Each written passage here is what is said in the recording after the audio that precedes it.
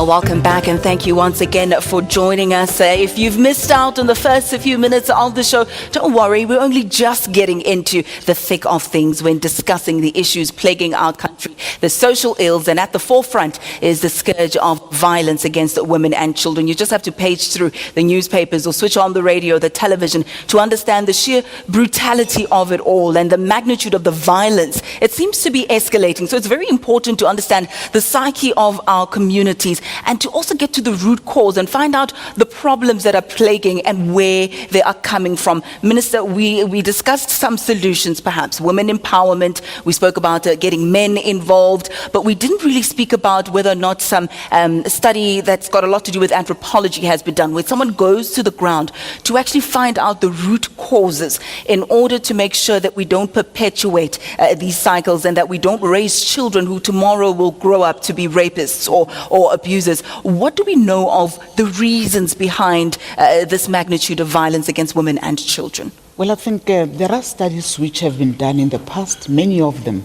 But I don't think, looking at those studies, they might not have been put in the public space for discussion, but also to see how effective are they, and therefore using them to develop programs which then will be more preventative and understanding the cause of the problem for us to find a solution. So I would say it's one of the issues which we've got to look at. But I also think that we still need to do a lot in terms of various studies which might inform us and do more work on that, because if you look at where we are today, as I've indicated, our society is becoming more brutal. It's becoming so mean, it's hurting. Yes, we know that we come from a past which we must also not underplay that. The past of a society which was very, very brutal, very violent. The system itself of apartheid was very violent in its own, and it has contributed. And we also have to look at some of the laws, the cultural issues, which also still persist in our society. And how do we deal with those issues? Issues of mindset. You can't just ignore that, because these issues are deeply rooted within individuals. And those are some of the issues which we've got to look at.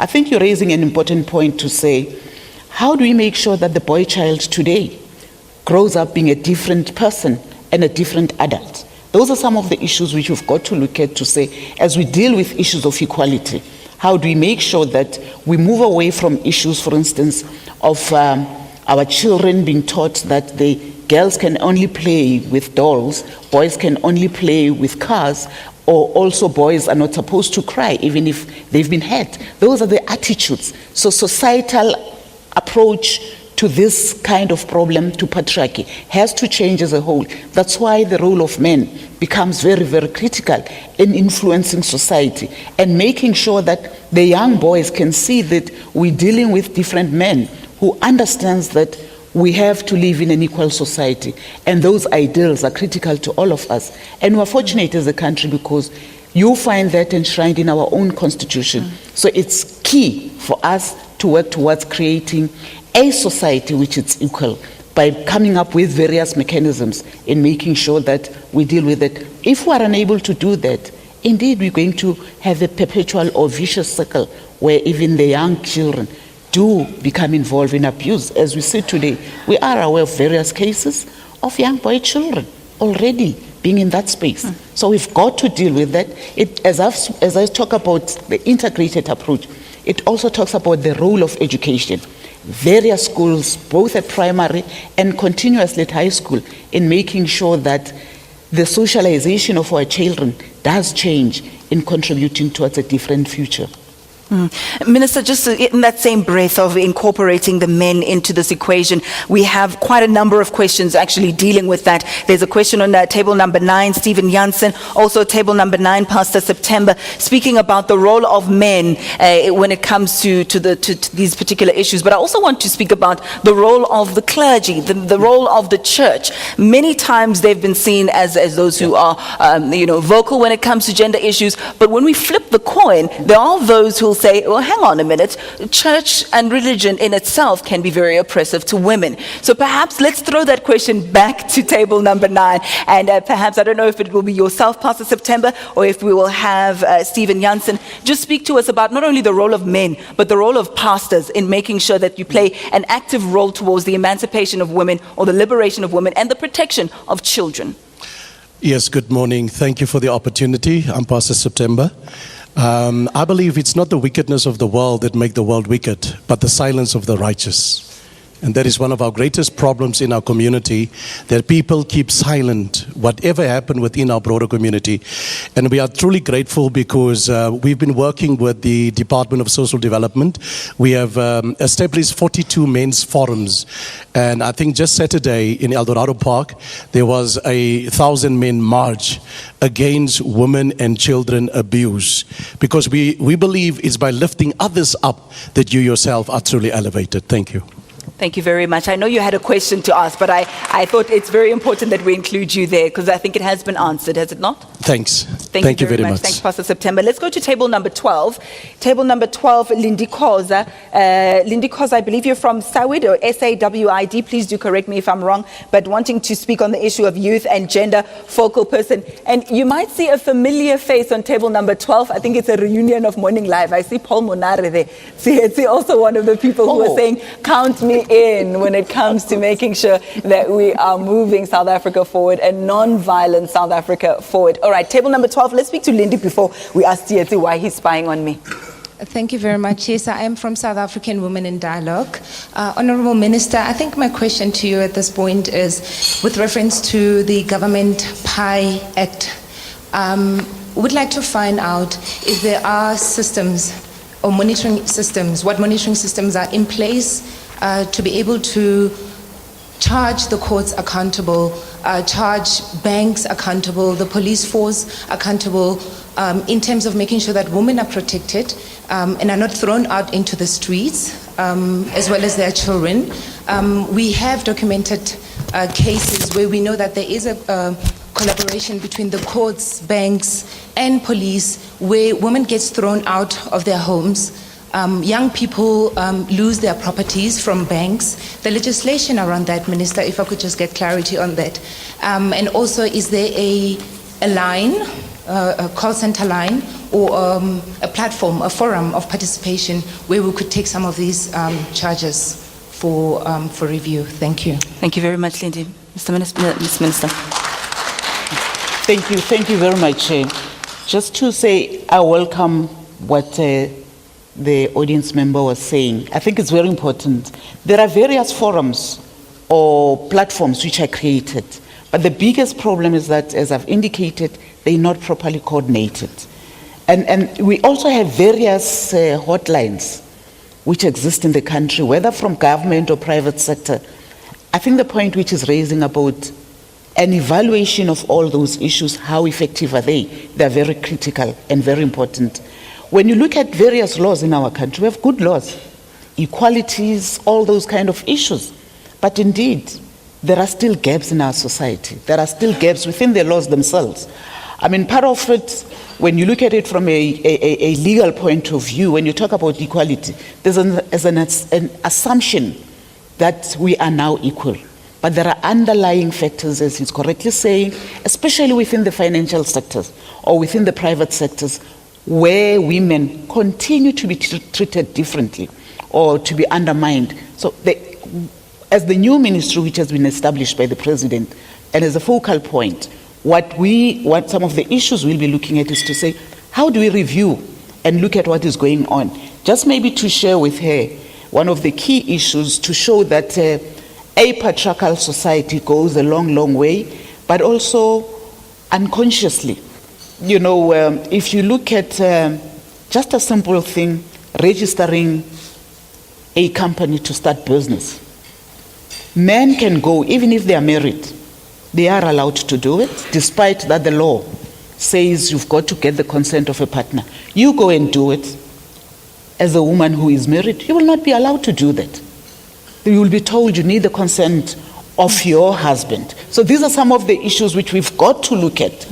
And I think we have a responsibility as this ministry to make sure that we pick up those issues to say, a man comes back to you at home, he's registered a company, runs a business, you're not even aware, but you can't do it. The law blocks you, literally. So that's why I'm saying some of our responsibilities to review and look at what are the gaps in terms of addressing challenges faced by women, both in law, but also in practice. So that's why we will be there working with organizations like Women in Dialogue, will make us to sharpen the understanding, but also monitoring too, because on our own, some of the practices which happens down there, we will not know unless they are brought to our attention. I know there are a number of stakeholders, as I mentioned, who are represented here, who are part of the campaign, Count Me In. We have a number of people from sports fraternity. I did mention my colleague is also here at Tsietsi. A number of recognizable faces as part of this campaign. Was that a deliberate attempt to make sure that you bring them to the fore? Well, indeed, it was a deliberate attempt, an approach as part of an inclusive approach. That is why we also took a conscious decision that we need ambassadors within the sports fraternity and various fraternities, religious leaders. You know, we've gone out to reach out to various religious leaders at different levels and organizations to make sure really we reach out to all corners of our society. I know that we have not done enough, because if you look at us starting being appointed in May and to date, we have not done enough. That is why our commitment to 365 days becomes the key element in taking the campaign forward.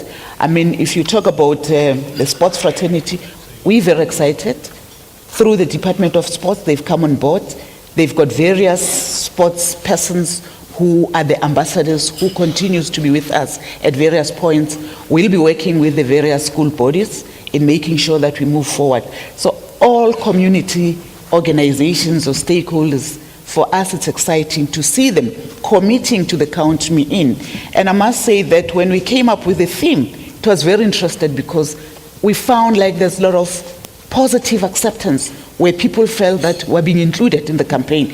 And that's the approach which we want to have throughout the year. And one of the issues we're looking at is we're going to have dialogues, national dialogues, but not in the form of like coming in here in Sandton, having a dialogue, a real national dialogue, going out to our people in different provinces, in rural areas, talking to them and trying to find solutions, because it's not going to help us to sit here all the time, talk, when we don't talk to the people who are affected by these problems, but also reaching out to those who want to assist in changing society. So those are some of the issues which we'll be doing. Tomorrow, we'll again be activating a 365 program, 365 days program together with Crime Line, which we believe becomes important to show that we want to continue to make this campaign a 365 days where we can then measure whether are we making progress, but also being able to identify what are the causes, because we can't say we know what are conclusively say we know what are the causes. We've got to go out and reach out to our people in understanding why are we not making a difference.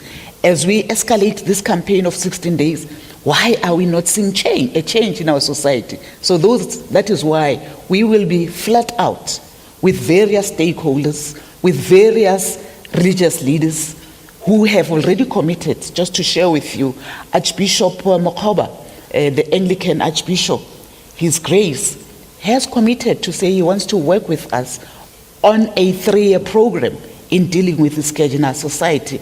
We have Pastor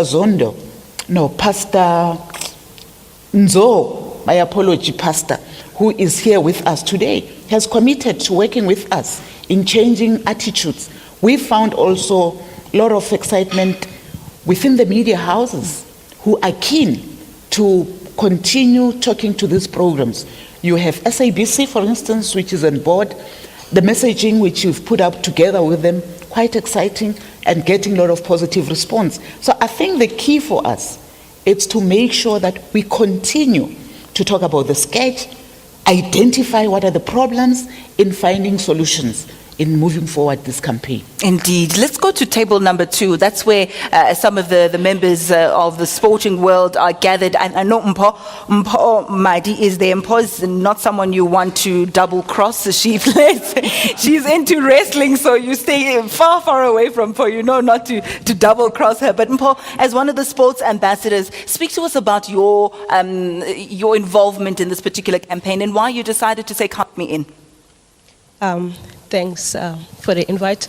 I think it's very important that everybody is involved in this, because actually I didn't have a question, I just had a suggestion that, we see these things but we don't talk about it.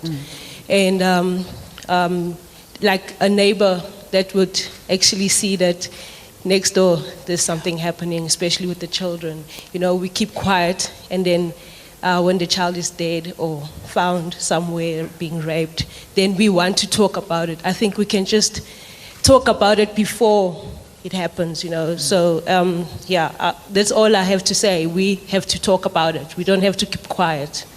I couldn't agree with you more. Yes, you don't have to tell someone else. You can go to the police station. Maybe they can do something about it before something drastically happens. Say something, do something. Yep. Thank you so very much, Mpho, and I think that's absolutely critical. Having leadership when it comes to these issues, how critical is it? And I ask with specific reference to the LGBT or LGBTI group, lesbian, bisexual, gay, transgender, intersex. Those particular groups have faced a lot of condemnation, a lot of violence targeted at them. You have your corrective rapes, etc.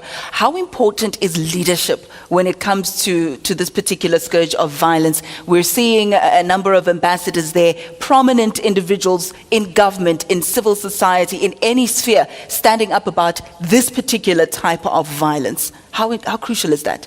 Well, I think it's very, very important, because all of us in South Africa, we've got rights as individuals, as collectives. They also have rights, but also they're people.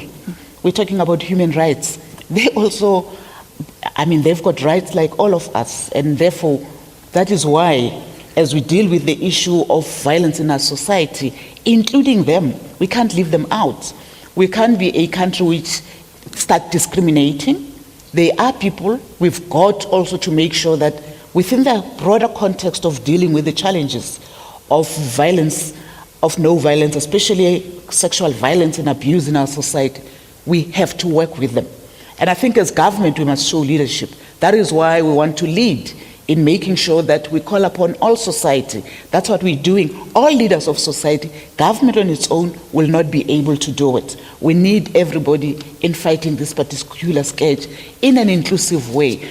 I must also say the point raised by the ambassador from sports becomes very, very important. We had a campaign some years back of breaking the silence. And we can't say it's an old campaign. It's still relevant. We need to people need to break silence. But also we need to also, when we see some of the tendencies, we must talk about those issues. We must talk about the signs, and not only talk after when we could see the signs, the indications of an intention.